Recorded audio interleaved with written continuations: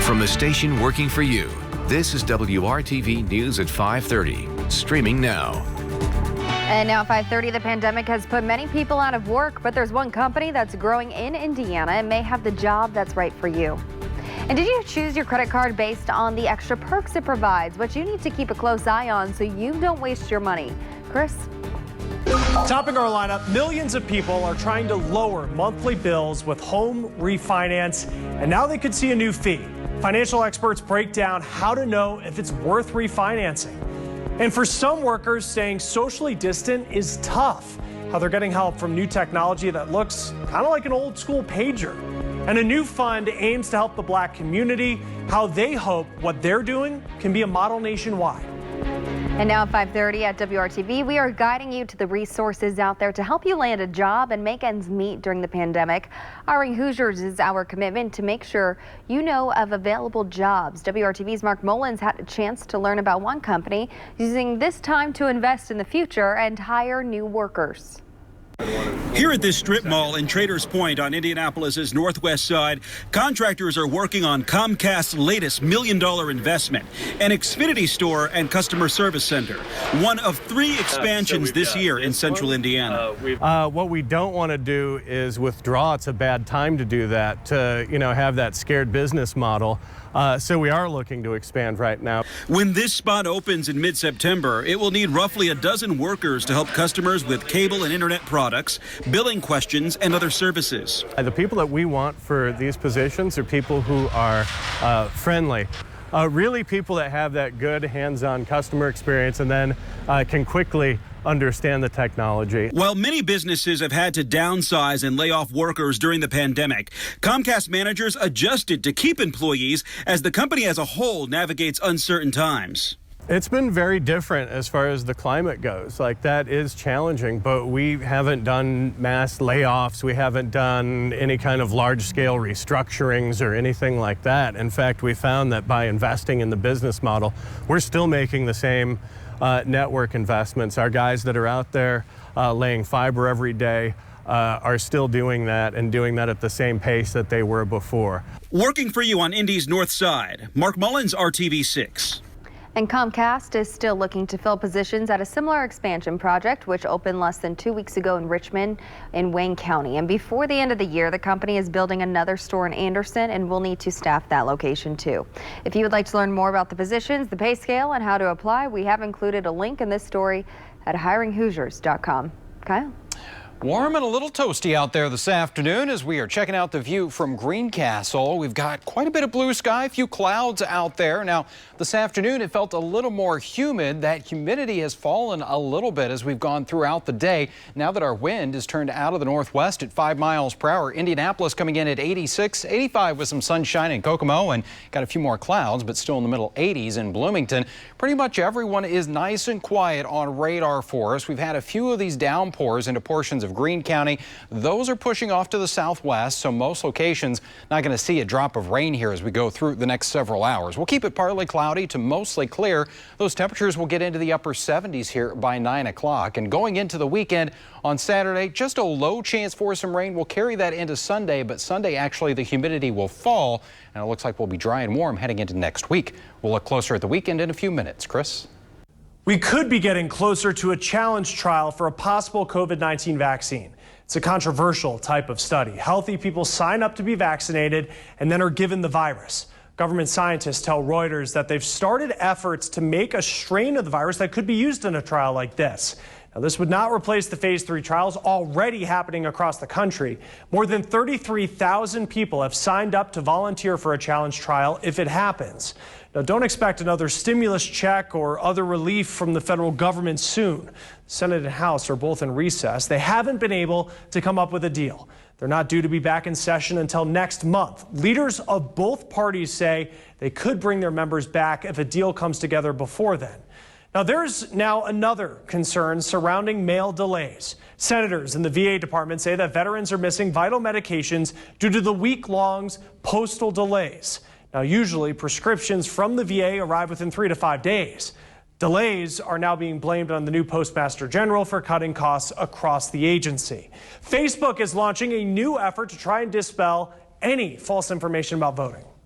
Well, one of the most important things we're doing is we're actually labeling all voting posts going forward with a link to the Voting Information Center. And so no matter what people are discussing about voting, we want to make sure that whenever they're talking about voting, they've got the ability to quickly go to a source of clear, authoritative information. The Voting Information Center will tell you things that you need to be registered, how to request an absentee or mail-in ballot, and how to become a poll worker. Now, people will see election alerts from local leaders about any changes in the voting process. Facebook Voting Information Center does have resources and facts from state election officials or nonpartisan partners. People are asked to share voting information from that center. Now, it could help combat false facts from spreading. From March to May, Facebook says it removed more than 100,000 pieces of content for violating its policies against voter suppression. Stories and posts about stolen elections, voting, and mail-in ballot fraud have surged. Other groups are working to take down election and voting misinformation from social media. All right, let's get back to our lineup. A new fee could affect just how much you're paying to refinance your home. Financial experts breaking down how you can know if it is worth it.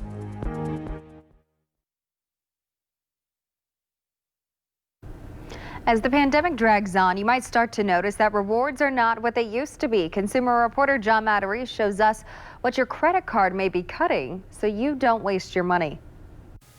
You know those little notices your credit card sends you every now and then? Well, you may want to check them carefully because during this pandemic, some of them are removing some of the great perks they offered. Jan Arnett spends most days restoring his beloved Ford Model T.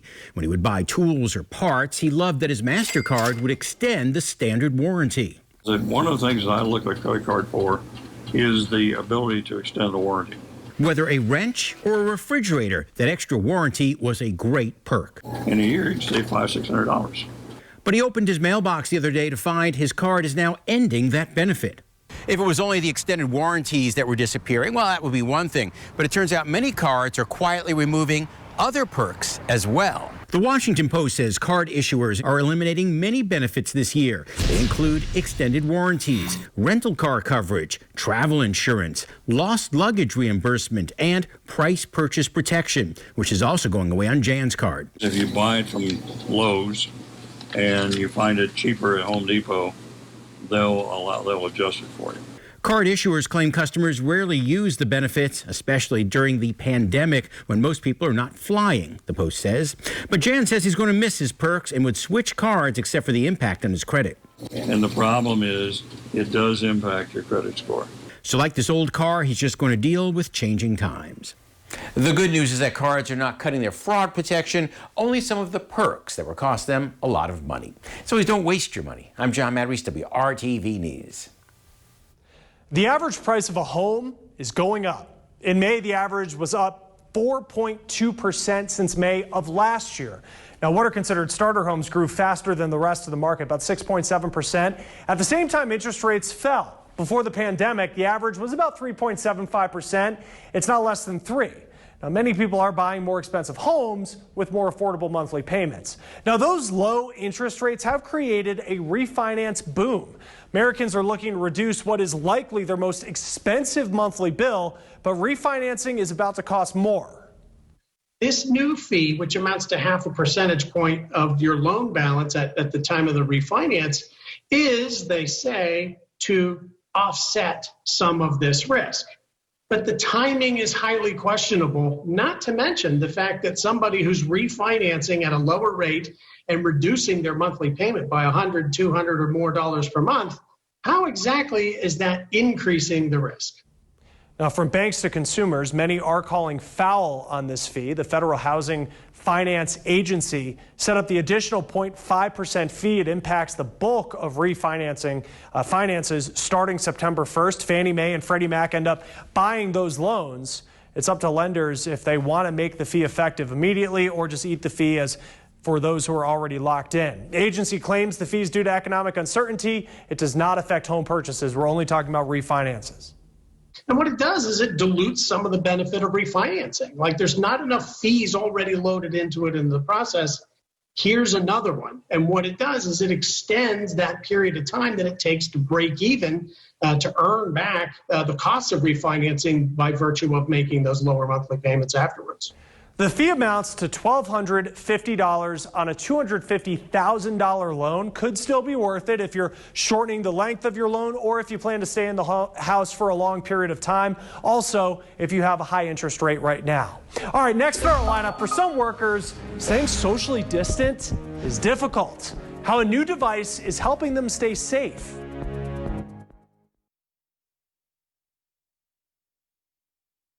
People looking to make a career change will soon have a tool to help. The Reskill and Restart tool can be found on Pymetrics. It'll help job seekers find what they may be good at based on their cognitive, social, and emotional aptitudes. Once we've captured all of these aptitudes or traits in you, we can recommend, based on your soft skill profile, all sorts of different careers that you may never have thought of. The tool will also look at what skills you're lacking, what skills you need to launch a new career, and it'll match you with potential employers. The tool will launch in September and will be free. Now, as communities confront claims of systemic racism, some are looking at unemployment rates and making plans to address the issues. Alicia Nieves is in Minneapolis, where people are discussing ideas to combat the higher than average unemployment rate for Black people. The death of George Floyd in Minneapolis, Minnesota, put a national spotlight on systemic racism and social inequities. And now, the unemployment rate for people of color in the state is further hitting home how real the issue is. It's really shocking that, that number is the way that it is. Kimberly Jones was a Minnesota-based flight attendant recruiter who lost her job in March. According to the Minnesota Department of Employment and Economic Development, she is part of the half of all Black workers in the state who have lost their jobs and have had to file for unemployment. Right now, Black workers in Minnesota are almost 3 times as likely to still be unemployed compared to white workers. We've been suffering and going through this type of social inequality for so long. It's sad to say you almost get used to the norm. To a certain degree, I get used to that. I get used to the redlining. I get used to the, not being able to get a job. I get used to the discrimination.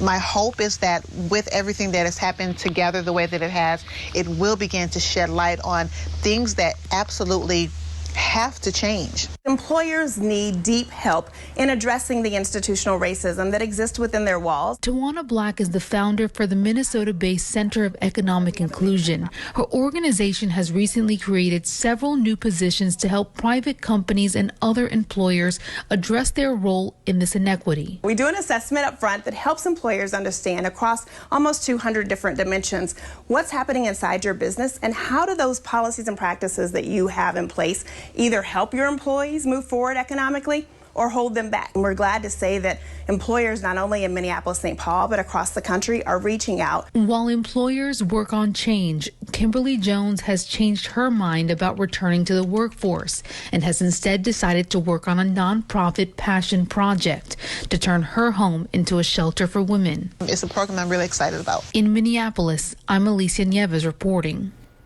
Following the storms we had on Monday, much of central Indiana has enjoyed some dry weather and a lot of blue skies. The good news is we're going to keep those blue skies going here into the weekend. Those rain chances are very low for us. Right now it's partly cloudy, 86 degrees in the Circle City, but with that humidity at just 40%, it actually feels a degree cooler there at 85. Tonight we'll have some patchy fog developing. Could be a little bit thick as we go into our Saturday morning, so allow yourself a little bit of extra time with the temperature down into the middle 60s. The planning forecast, the temperatures are going to take off pretty quickly here as we do have quite a bit of sunshine to start the day. We'll be in the upper 60s at 6 a.m. and then we'll get already to 80 degrees here as we go to 11 o'clock in the morning. For the afternoon, those temperatures kind of leveling off in the middle to upper 80s for us. We'll see a few more fair weather clouds, but again, that rain chance is only about 20%. TrueCast as we go into the evening hours here shows this complex of thunderstorms in Illinois, but notice what happens. It kind of hits the wall and doesn't really make it into central Indiana. But on the outside chance that we do get an isolated downpour or two, we do have a marginal risk across the northwestern portion of the state tomorrow that some of those storms could have some gusty winds. So of course we'll continue to keep you updated on that. Second half of the weekend on Sunday, we'll start off with some cloud cover around and temperatures in the 70s. A little more sunshine as we head to the second half half of the day, that humidity drops and temperatures a little more comfortable in the lower 80s. That forecast over the next few days will be around 84 with dry weather on Monday. 7-day planning forecast takes those highs right around 80 degrees for the middle of the week and even some overnight lows in the 50s. Chris? Some schools are trying to give students a real feel of being in the classroom again. Some teachers will use this device. It's a 360-degree camera that connects to a smart board. It allows teachers to instruct from the classroom and virtually at the same time. Now, no matter where they are in the class, the camera can follow the teacher with the sound of their voice. Them being able to log in from home, seeing their teachers inside the classroom, being able to connect with the classroom, that's huge for us.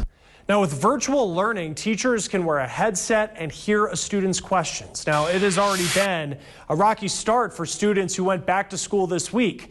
First day of virtual school in Gwinnett County, Georgia began on Wednesday with many students unable to get online. The district has asked students to stagger their logins in hopes of solving that problem. Meanwhile, another school district in Texas had a cyber attack on their server, kept some students from accessing their classes on Tuesday. Now, millions of American workers considered to be essential don't have the luxury of working from home. And that includes construction workers who often work in close proximity to one another on sites. But as Maya Rodriguez explains, some are using new technology to make sure their work remains socially distanced. Within these unfinished walls, Tom Stefanko oversees hundreds of construction workers every day. All of them wearing what looks like an old school pager, but the technology involved is new. It gives the workers a little bit of comfort. These are proximity tracers, designed to make sure workers on construction sites remain socially distant during these pandemic times. So if I was in contact with another person, it would start beeping red, and if I stayed there longer, it progressively beep louder.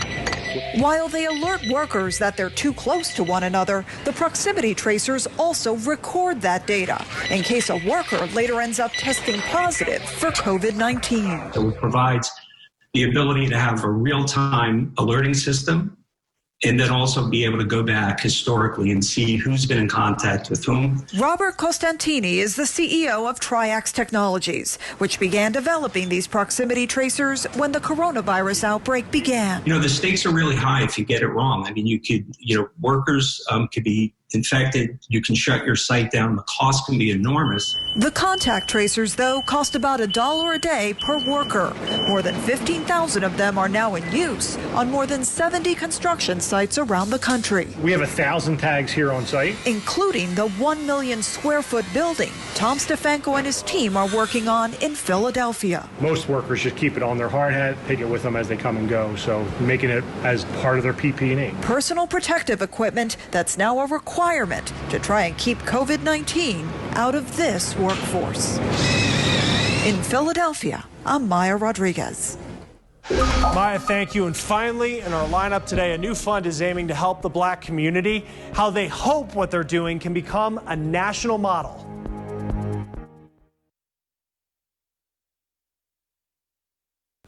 An effort to help the Black community hit hard by the pandemic and systemic racism is taking off in a big way. It works to bring relief to Black people who are struggling. Activist Cameron Witten launched the Black Resilience Fund in Portland, Oregon, just more than 2 months ago. It's raised more than $1.4 million through more than 14,000 individual donations. We knew that we did not want to recreate old models that are causing folks who have money owed to them to be denied the immediate relief they need to put food on their plate and keep a roof over their head. Now, he says he saw people struggling to get unemployment, so they created a streamlined process using volunteers and members of Portland's Black community. They are interviewed and they don't have to show proof of their bills or bank statements. Qualified applicants get $300 each. The fund has given money to more than 2,400 people so far. Witten says it's also about fostering healing in the community, like a father who shared what it meant to him. He said, I didn't know how I was going to get through this week. I didn't know how I was going to get through this day. But when I got home, I saw that check laying on the table for me. And holding that check in my hand was when I finally felt I could come up for air. And I found that to be powerful.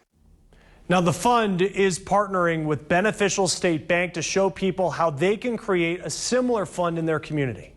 We need a variety of solutions to solve issues that are 400 years in the making. But this one solution allows a community to immediately help their neighbors with a hot meal, fix their shower, fixing their car, pay partial rent. So the immediate relief was really interesting to us and something that we thought could be replicated in other communities. The webinar to learn some of the best practices for a fund like this is on September 17th. You can register at blackresiliencefund.com/webinar. Now, a lot has happened in Minneapolis since the death of George Floyd, and our Alicia Nieves is in the city with a progress report from local business owners. If you walk down the street here in North Minneapolis, well, you can tell many of the businesses, if they're not in rubble, they're boarded up and closed. But in other parts of the city, other businesses have been able to reopen thanks to help both locally and nationally.